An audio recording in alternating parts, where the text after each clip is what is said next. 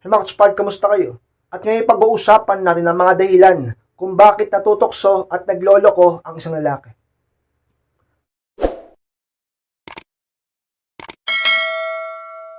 At kung handa na kayong lahat, masarap po tayo at muli, be inspired!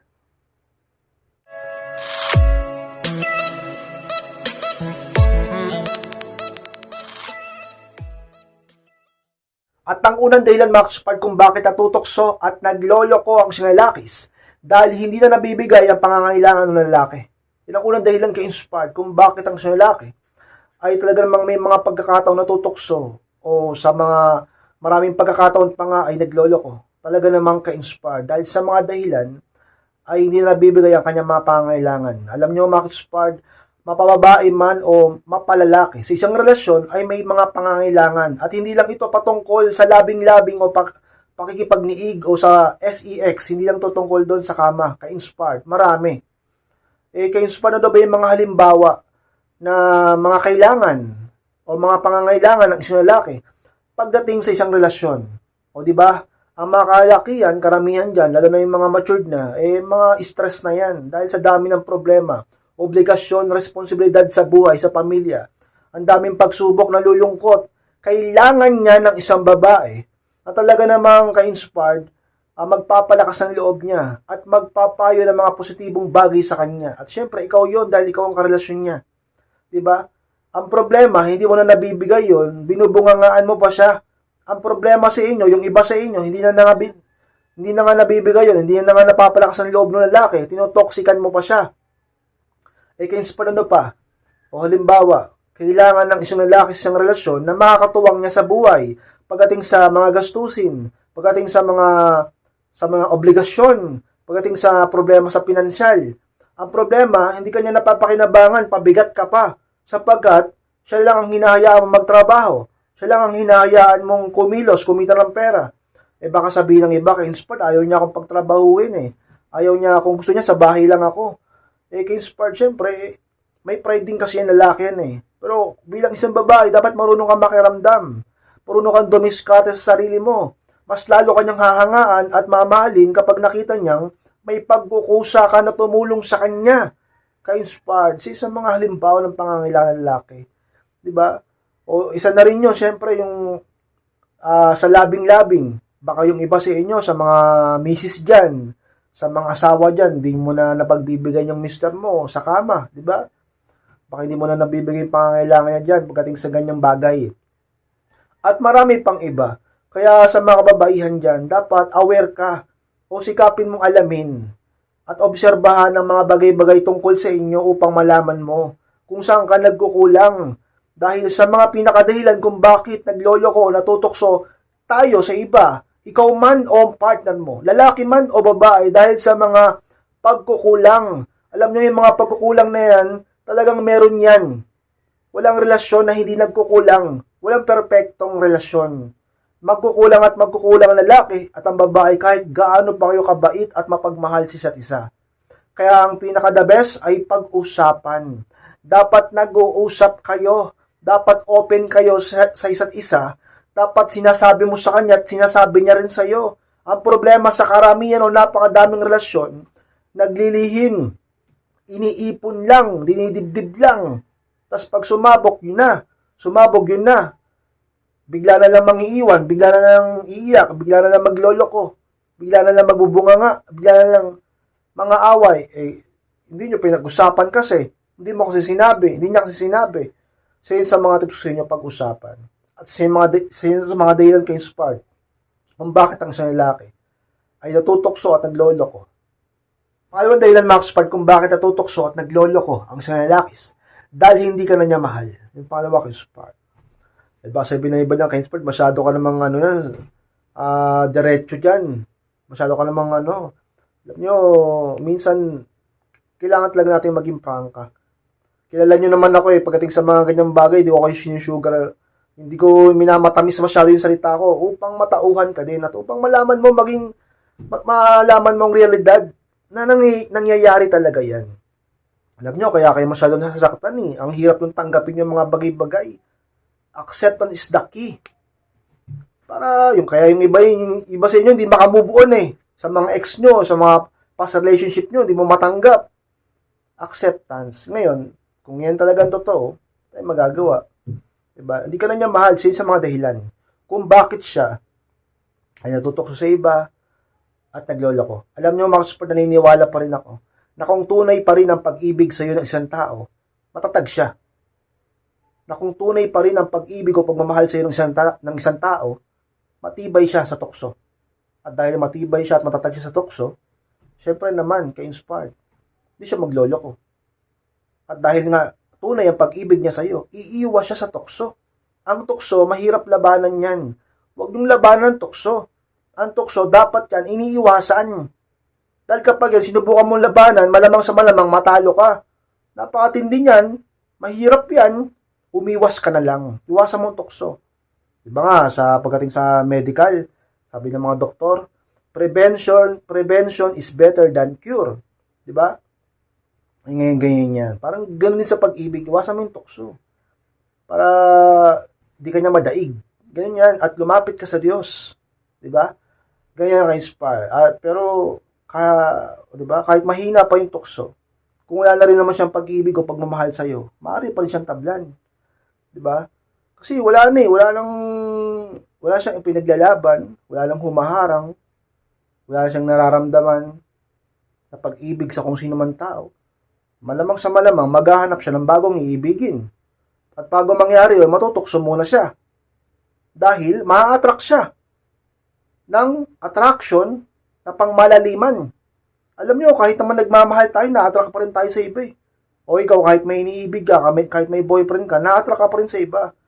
Pero hindi ganun kalalim.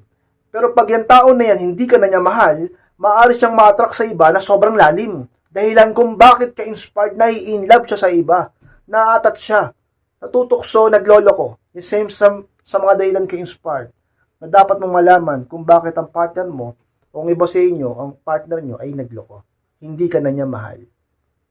Pangatlong dahilan, mga ka-inspired, kung bakit natutokso at nagloloko ang sinalakis. Dahil nagpapabaya ka na rin sa iyong sarili, pangatlo ka-inspired. Sa mga dahilan talaga.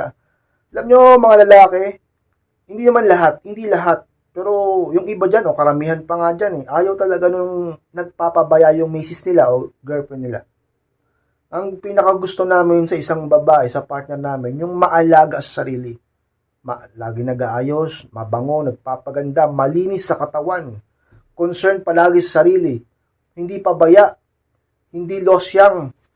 Hindi pabaya sa sarili. Hindi madumi, hindi mabaho. At kung ano-ano pang mga, hindi siya na-attract sa'yo pag ganun. Kaya, huwag mong pabayaan ang sarili mo. Kasi pag binabayaan mo ang sarili mo, napakatindi na nga ng sabi nating kompetensya sa mundo pagdating sa attraction dahil maraming magaganda dyan, maraming mga bata dyan, maraming mga sexy dyan, maraming malalandi dyan, maraming mapang-agaw dyan, maraming mapang-akit dyan, maraming babae sa mundo. Hindi lang ikaw ang babae sa mundo. Kahit maganda ka pa, ikaw lang bang maganda sa mundo? Kahit sexy ka pa, ikaw lang bang sexy sa mundo? Kahit bata ka pa, ikaw lang bang bata sa mundo? Kahit masabi nating sikat ka, mayaman ka, ikaw lang din ba ang ganon? Kaya naman lumaban ka. Ka-inspired, mananaig ka. Dahil may pag-ibig siya sa'yo. Ang problema nga, kulang yun. Dapat tinutulungan mo ang sarili mo na manatili ang attraction niya sa'yo. Sa pamamagitan ng tinutulungan mo din siya na lumayo sa tukso. Kaya siya natutokso kasi ikaw mismo, napabayaan mo yung part mo. Yung responsibilidad mo. Na alagaan ang sarili mo. Minsan di rin kasalanan ng lalaki, may kasalanan ka din eh. Diba? Pag nagloko ng lalaki, sabi mo, manluloko ka, ganyan-ganyan. Alamin mo ang dahilan. Ano ba sa mga pwedeng dahilan? Ayan, sa mga pwedeng dahilan, nagpabaya ka sa sarili mo. Dati, ang ganda-ganda mo, in love na in love sa'yo, nag-ahabol sa'yo, balaw na balaw sa'yo, ang sexy mo. Pero ngayon, tingnan mo ngayon, ka-inspired, nanganak ako eh. Diba pag nanganak, lolobo, ganyan. Bakit hindi ka ba pwedeng magpahinga, pag nakapagpahinga ka na, dahan-dahan, pag kaya mo na, ibalik mo na yung alindog mo, mag-exercise ka, mag-workout ka. Marami naman ganyan, kahit nagkaanak na, ibang ang dami ng anak eh. O yung asawa ni Drew Aureliano ba yun? Sino ba yun? O si Maren Rivera, o sino pa man na artista. Baka sabihin na ba, Kingsford, artista naman yan, may pera naman yan. Bakit? Tao din naman yan. Ikaw, tao ka din naman. Kung kaya nila, kaya mo rin, kahit sino pa sila. Ang dahilan naman ng iba kay inspired, kasi mahirap ang buhay, wala akong pambili, wala akong pang gym, wala akong pang bilang skincare, wala akong pampasexy, wala akong pampaganda. Bakit?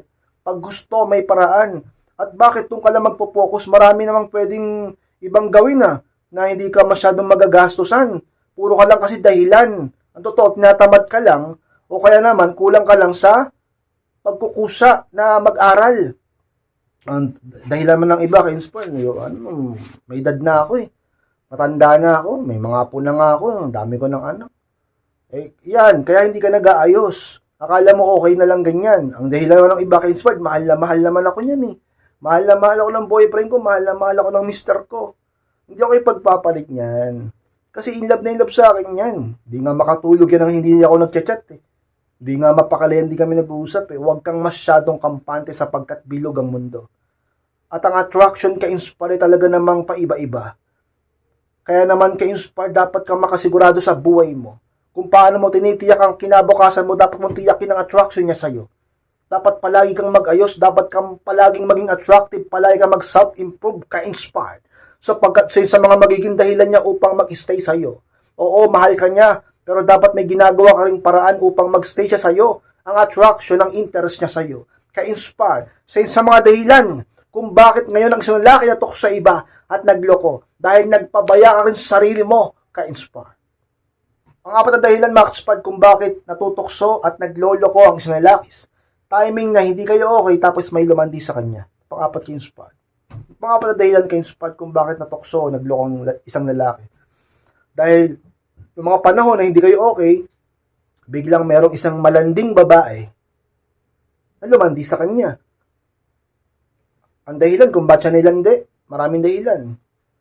Dahil may gusto sa kanya, dahil in love sa kanya, dahil natipuhan siya, dahil sa may kailangan sa kanya, dahil nakitang mayaman siya, may pera siya, kaya siya nilandi. Dahil sa nakitang pogi siya o macho siya, dahil nakitang mabait siya, dahil sa boss niya ito, boss niya yung lalaki, under siya ng lalaki para lang umangat siya, magkaroon siya ng posisyon sa kumpanya. At iba pang mga dahilan kung bakit nanlalandi ang isang babae. Nagkataon na hindi kayo okay. Lagi na kayo nag-aaway, lagi na kayo nagtatalo. Biglang pasok ngayon yung isa. Alam man niya o hindi, bigla niyang nilandi yung lalaki. Yung lalaki marupok ngayon dahil nga toxic siya sa'yo eh. Lagi na kayo nag-aaway, feeling niya, di na siya masaya sa'yo. Feeling niya, wala nang spark. Feeling niya, wala na kayong pag-asa. Biglang pumasok, umeksena yung isa. Nilandi siya. Matutokso talaga yan. Napakalakas ng kapangyarihan ng tukso pag nasa ganyan siyang sitwasyon. Hindi kayo okay, biglang may nanlandi sa kanya, naku po, malaki ang posibilidad na siya ay matukso at magloko sa'yo. Talaga naman ka-inspired. Kaya pala kung sinasabi sa inyo na hanggat maaari, iwasan niyo yung mga pag-aaway-away na yan. Matutong magpakumbaba, matutong magpatawad, matutong umunawa, matutong magpasensya, matutong mag-usap. Talaga naman, pag ginawa nyo yan kay-inspired, malamang sa malamang maiwas kayo sa mga pagtatalo. Dahil ang pagtatalo o palagi ang pagtatalo ay talaga mang nakakawala ng attraction. At nakakasawa at nakakaramdam na parang wala ng spark. Kapag naramdaman niyang parang wala ng spark sa iyo, maaari siyang matokso sa iba. Lalo na kapag may lumalandi sa kanya, ka-inspired. Palimang dahilan, mga spark, kung bakit natutokso at nagloloko ang isang lalaki. Dahil hindi siya masaya sa inyong relasyon. Palimang spark. Sabi niyo, Max Spark, sa pinakadahilan, hindi na siya masaya. Sa kung naman dahilan, kayo ang pinaka nakakaalam niyan o siya lang ang pinaka nakakaalam niyan. Hindi na siya masaya. O magsasabi ako ng mga pwedeng dahilan, hindi ko alam kung alin ang dahilan niya.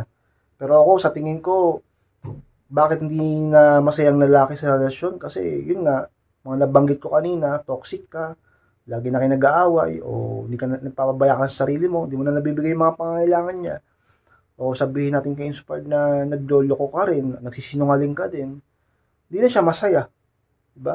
Ano bang dahilan ng boyfriend mo? Sinabi niya ba sa'yo? Nag-usap pa kayo? Ano bang dahilan ng mister mo? Hindi na siya masaya. Pag ang tao di na masaya sa isang relasyon, mahina na yun sa tukso eh. Mahina na yun sa tukso. Tapos, dahil mahina sa tukso, madalas nagloloko. Diba? Sa isang mga dahilan, hindi na siya masaya. Hindi na masaya sa inyong relasyon.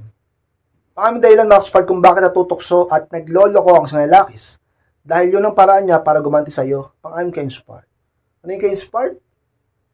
Yun ang paraan niya para gumanti sa akin. Sa iba sa inyo. Kasi yung iba sa inyo, maaring may ginawang mali o kasalanan. Maaring ikaw yung nagloko ka noon, pinatawad ka lang niya. Yung pala gusto niya pa rin gumanti sa'yo. Tapos, baka kasi, yun nga, sobra-sobra. Yung ibang babae kasi masakit din magsalita eh. Yung ibang babae kasi, grabe din kung mangutya o manakit ang damdamin sa pamamagitan ng salita. Sobrang bunganga kung ano na nasasabi. Sobrang pagiging emosyonal kung ano na lumalabas sa bibig. O, yung iba, nanga-under pa na lalaki, nanga-under, namamahiya, walang respeto sa harap ng mga tao, walang respeto sa harap ng mga anak nyo. Ganun ka ba? Hindi ka ganun, pero iba sa inyo, ganun. Sigurado ako dyan. Dahilan kung bakit nagtatanim ng galit sa iyo lalaki. Nagtatanim ng sama ng loob sa iyo. Maraming paraan na naiisip niya para gumanti sa iyo. Kung minsan yung ibang lalaki, yan ang paraan nila ng pagganti sa iyo. Sa mga ginagawa mo sa kanila, sa mga salita mo sa kanila. Ang magloko, di ba? Minsan di lang siya basta natokso, sinadya niya talaga na magloko. Di ba? May mga ganyan tao na mapaghiganti. May lalaki man o babae, may mga mapaghiganti. Babae nga mapaghiganti, lalaki pa kaya. Ma-pride dyan. Ngayon, kayo sa isang mga dahilan kung bakit lalaki, tutokso, nagloloko sa isang relasyon. Kapitong dahilan, mga ka-spark, kung bakit natutokso at nagloloko ang isang lalakis. Dahil mahina lang talaga siya sa tokso. Papitok in spark. Alam nyo, oo, talagang pasok yan sa listahan. Masasabi ko, yan yung pinakahuli sasabihin ko ngayon. Dahil mahina lang sila sa tokso. Diba? Lalaki man o babae, may mga ganyan tao na mahina sa tokso. Ay kayo, bakit nagiging mahina sa tokso? Nagiging mahina sa tokso sa maraming dahilan. Ito, babanggitin ko yung mga papasok sa utak ko ha. Nagiging mahina sa tokso ang isang lalaki o babae o isang tao dahil sa malandi. Malandi. Pangalawa, naghahanap ng validation sa ibang tao. Kasi gusto niya na nasasabihan siyang maganda, pogi. Gusto niyang nararamdaman na may nagmamahal sa kanya. Tapos, gustong makaranas. Kaya pa lang gustong maranasan. Baka wala pa nagiging boyfriend o girlfriend. O baka, yun mo na, nagiging wild na. Diba? O ano nung naiisip, fantasy. O ano, bakit mahina sa tukso? Dahil sa, sabihin nating, mahilig sa pogi. Mahilig sa maganda. Mga ganyan. O sabihin natin na maraming dahilan kung bakit ang isang tao ay mahina sa tukso. Sa totoo lang, maraming dahilan. Baka nga ikaw nakakaisip pa ng dahilan. O ikaw, comment ka sa baba. Kayong lang mga nanonood sa akin ngayon na nakaabot hanggang dito sa part ng video na ito. Ano sa tingin mo ang mga pwedeng dahilan kung bakit ang isang tao ay sadyang mahina sa tukso o talagang personality niya mahina sa tukso, di ba? Sa mga dahilan ka-inspired. Sana ikaw di ka mahina sa tukso ha. Nako, mahirap 'yan. Lagi kayong lumapit sa Diyos at lagi kayong magmahal ng totoo. At higit sa lahat, mahalin mo rin ang sarili mo. Tandaan mo yan ka-inspired. At sa mga dahilan kung bakit ang lalaki ay tatutokso at nagloloko sa isang relasyon ka-inspired. Ka-inspired, maraming salamat po sa pagtapos ng vlog na ito. Kung kalimutan na mag-like, comment, and share na rin po upang makatulong din po tayo sa ibang tao. At sa mga hindi pa po nakasubscribe, click nyo na po yung subscribe na click nyo rin po notification bell upang ma-notify kayo pag may bago akong upload. At sa mga gusto magpa-coaching or magpa-advise, makausap ako, humingi ng payo tungkol sa inyong problema sa pag-ibig, message lang po sa akin Facebook, yung profile picture ko sa FB at pakichat ako. Ako po mismo ang siyang mag-reply sa inyo at babasa ng mensahe nyo. Maraming salamat mga ka-spark. Mag-iingat kayong lahat. Mahal ko po kayo at muli, be inspired.